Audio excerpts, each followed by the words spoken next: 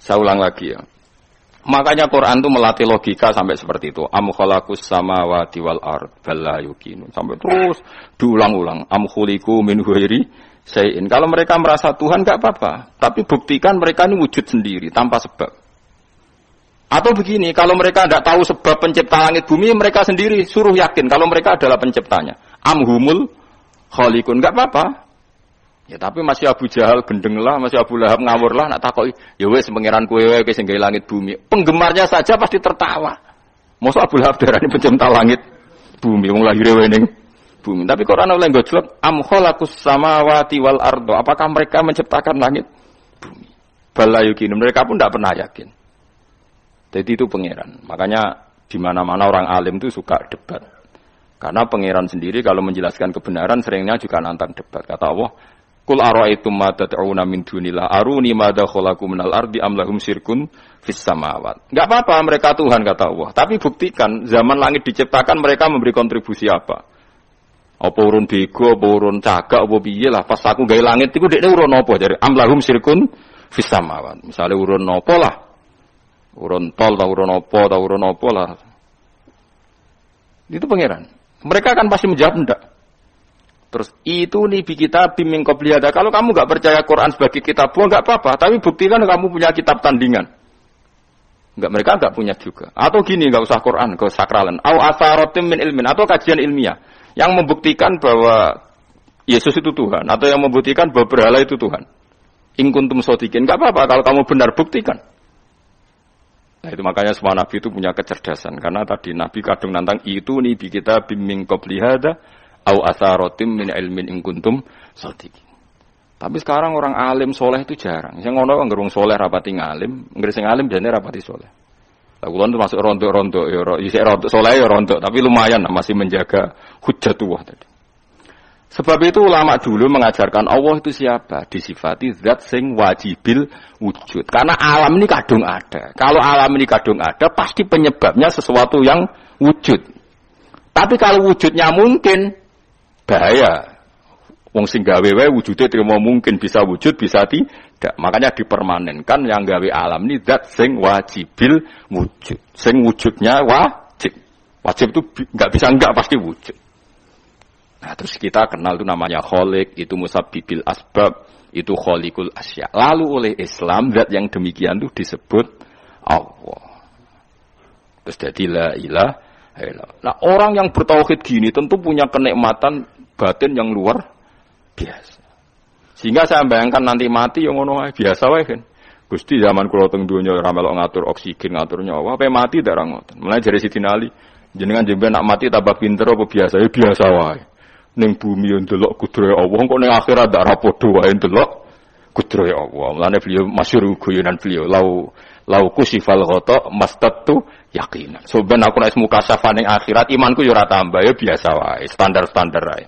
Maksudnya kue ning dunya ujung-ujunge paling pokok ya menyaksikan kudratullah, so ben ning akhirat ujung-ujunge paling pokok ya delok kudratullah.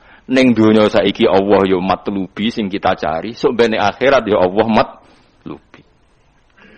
Paham ya? Artinya hukum dunia dan akhirat itu sama. Kita di dunia golek ridane Allah, ning akhirat ya golek napa? Ridane Allah. Lah nek soal kecil itu, tapi ning akhirat ka masalah Gus pun rokok masalah, diutang ditagih ku yo masalah, kere suwi ku yo masalah. Ya biasa jenenge makhluk anane masalah. Sing ora oleh di masalah ku pangeran. Pangeran duwe masalah. Biasa wae. Lah makanya kula suwun nggih aja geman gedeng ulama. BP ulama iku sing iso nerangno. Mulane ngendikane ulama-ulama iku kemampuan Quran wal kitabil mubin. Kitab sing mampu memberi penjelasan iku sing iso maris iku ulama. Coba sampean semenjak ngaji saya inilah contoh paling gampang. Sampean ngafal la ilaha illallah itu kan kelihatan biasa. Biasa ambek ngantuk, kadang gremeng sing mimpin tahlil macam-macam lah. Pemene nak ora barbar semacam-macam. Oke lah itu kamu gedeng manusianya enggak apa-apa. Kadang yo mangkel tenan. Memang kalau tenan dekne wong sering kula takon, kula ora kiai lah, sering jejer kiai. Ku iso tahlil, kan kula wani kok, kowe iso tahlil sangone akeh kok sungkan cepet. Kowe goblok kemlen seneng sing soibul bet nek mangkel wong sak menambane sing kesusu. Tapi nak sing mimpin kula tetep cepet. Sing udang lah masuk sangone akeh tetep, aku tetep cepet. Kok boten nami tetep mandiin aku. Nah, nak suwi malah ramahan dia.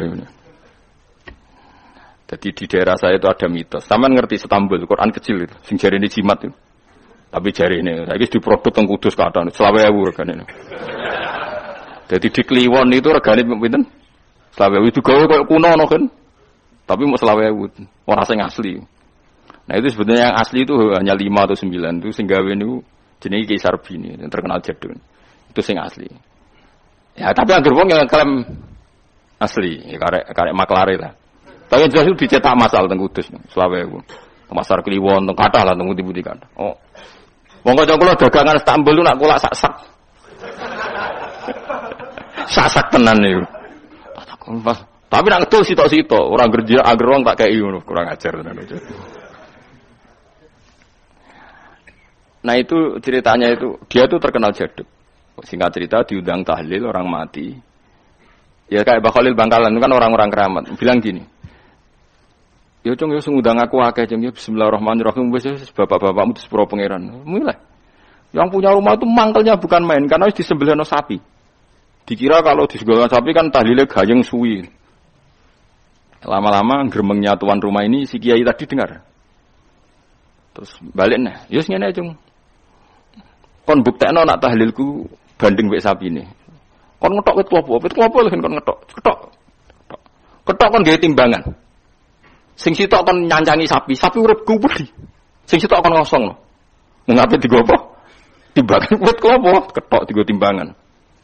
Disakseni wong akeh, malane terus tambul keramat tuh, saking wong akeh. Dekne muni bis wis jompat sing sapi kalah. Lho bis tok jompat mau bismillahirrahmanirrahim. Dadi saking keramate muni bis wis jompat. Akhirnya gue bambu mustas, gue mun tekap. Semenjak itu dia nak diundang kali bismillahirrahmanirrahim. Wah serang gemeng gue sih, gue beto. Ayo wong keramat.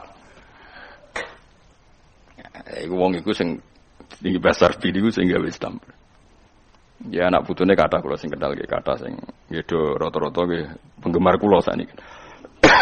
Ayo kula ra iso ge Istanbul. Kalau donga mbek pangeran itu gada keramat itu keramat terangno hujjatullah. Yaitu tadi logikanya Quran. Makanya sebetulnya Quran itu pertama ngajarkan kita, enggak apa-apa mereka ngaku Tuhan. Tapi kita cek apa mereka menciptakan langit bumi. Ketika ditanya mereka bilang enggak juga. Ya sudah berarti kita ada ini tanpa sebab. Am khuliqu min ghairi syai'in, kita diciptakan tanpa sebab. Aneh juga secara akal kan, masa kita yang ada disebabkan oleh sesuatu yang tidak ada. Akhirnya kita temukan penyebab itu bernama musabbibil asbab atau wajibil wujud. Lah yang itu oleh Islam disebut Allah. Kemudian itu jenenge kalau kamu sudah sampai seperti itu berarti kamu punya nikmat zahiratan wa batinah. Ya al-ma'rifah kata Imam Suyuti, nikmat batinah itu ma'rifat. Nah, ma'rifat seperti ini yang ma'rifatul anbiya, ma'rifatul ulama, ma'rifatul auliya, ma'rifat yang la tuzalziluhul fitan, yang enggak mungkin diguncang oleh fitnah karena sudah permanen. Jadi disebut sibghatullah wa man ahsanu minallahi sibghah, sudah permanen, sudah menjadi sibghah. Nah ini insyaallah yang seperti ini yang tidak bisa diguncang oleh fitnah apapun. Ya kamu harus latihan, terus latihan. Akhirnya ya butuh pelatih. Nah, aku sing nglatih kowe iku mok rok saulan pisan. Setan kompetitore awor kowe terus. Lah iku masalahe. Pelatih arang-arang setane. Nah, iku ora roh, nah iku sekolah ora melo-melo nah niku. Karena dunia ben seru kan mesti ana pelatih, ana pengganggu. Lah pelatihnya saulan pisan, penggangune aja. Tapi sekali yakin inna kaidas syaitani kana napa dhaifa. Sekali yakin anggere ja'al haqqu wa zaqal batil. Wis masuk awar bedino piye barang batil tetep zaqal haqq napa ja'al haqqu wa zaqal batil. Terus yakin itu yakin. Mane kok kandhani setan. Wis ki awar aku telus gak ngarah bisa ngalahno barang hak. Kandhani ngono. Kok setan wis ra ngantuk. Ya kok setan napa kandhani. Jadi sebetulnya ini pentingnya ulama. Jadi jangan kira tradisi ulama itu kayak dibayangkan para peneliti. Peneliti rata-rata orang kampus. Kadang-kadang penelitinya ndak ulama. Orang rasanya jadi ulama. Sebenarnya kalau di kalangan ulama biasa. Misalnya Said Abdul Haddad itu termasuk Qutbul Irsyad. Beliau biasa saja baca kitab Ibnul Qayyim. Padahal muridnya Ibnu Taimiyah. Dulu ulama itu ya biasa saja. Saya ya berkali-kali tidak kunut, tapi bukan karena apa-apa. Ya Abu Hanifah ya enggak kunut, ya biasa saja. Mertua mbahnya istri saya itu, keluarga Sidogiri itu kalau sholat kunut terus sampai kabundut. Ya biasa saja ada mazhabnya. Karena kunut nazilah itu karena ada masalah. Zaman akhir masalah. Makanya beliau kunut terus ya enggak apa-apa. Itu ya enggak masalah. Yang masalah aku ilmunya kurang terus kecangkeman itu masalah. Wes kena kurang paham. Saya pernah ya ngaji begini di mana-mana ya. Dulu saya masih ingat, sholat jenazah itu pasti di depan. Terus kita, sama lihat nanti di kitab Mahali. Kenapa sholat jenazah harus di depan? Ya karena memang mulai dulu yang namanya sholat jenazah itu di depan. Mayitnya di depan. Tapi mulai dulu zaman Imam Nawawi yang terkenal yang ngarang kitab Majmu', ngarang Minhajul Thalibin itu bilang, sebetulnya ada kaul yang mengatakan jenazah itu boleh di belakang. Piye-piye gak imam. Kok wajib kok ngarep bangunnya imam tapi. Masuk akal ora? Masuk akal, tapi aja praktek. Ya mau kowe ngomong masuk akal, tapi masuk akal ora imam kok wajib kok ngarep. Coba alasannya apa? Kok iso wajib udah kok ngarep ora? Nah, sekarang terbukti di Arab Saudi. Di Arab Saudi era dulu itu setiap jenazah itu kalau sholat diletakkan di depan, dekat Ka'bah. Singkat cerita tahun 84 atau berapa, ternyata itu senjata laras panjang. Jadi senjata laras panjang dibungkus pura-pura apa? Jenazah. Setelah di depan ternyata senjata terus dipakai pembantian. Tapi ya akhirnya enggak banyak korbannya, memang dilindungi Allah. Semenjak itu trauma sekarang itu sampean kalau sekarang haji atau umroh kan tiap ba'dal maktubah kan harus sholat jenazah. Itu jenazahnya di kamar jenazah enggak di depan, artinya kan di belakang musolli apa? Di belakang yang sholat. Nah ini alhamdulillah itu zaman Imam Nawawi termasuk sudah mendiskusikan itu. Ada kemungkinan yang kita sholat itu di belakang kita. Nah, kalau di Arab Saudi semuanya dipaksa di depan, wong kaji rasido kaji. Sing mati wae mendak kok ngarepe. Gak sido tolaf wong. Kebeken jenazah. Lah wong Indonesia tok nak kaji mati piro saja. Kabeh didakok ngarep. Ini pentingnya ulama. Dulu biasa ulama meskipun kita di Indonesia ora perlu marah teknono, kita taqabbal wa minna minkum taqabbal. Subhanallahi wa bihamdihi adada khalqihi wa ridha nafsihi wa zinata arsyihi wa kalimatih. Subhanallahi wa bihamdihi adada khalqihi wa ridha nafsihi wa zinata arsyihi wa kalimatih. Subhanallahi wa bihamdihi adada khalqihi wa ridha nafsihi wa zinata arsyihi wa kalimatih. Subhanallahi wa bihamdihi adada khalqihi wa ridha nafsihi wa zinata arsyihi wa kalimatih.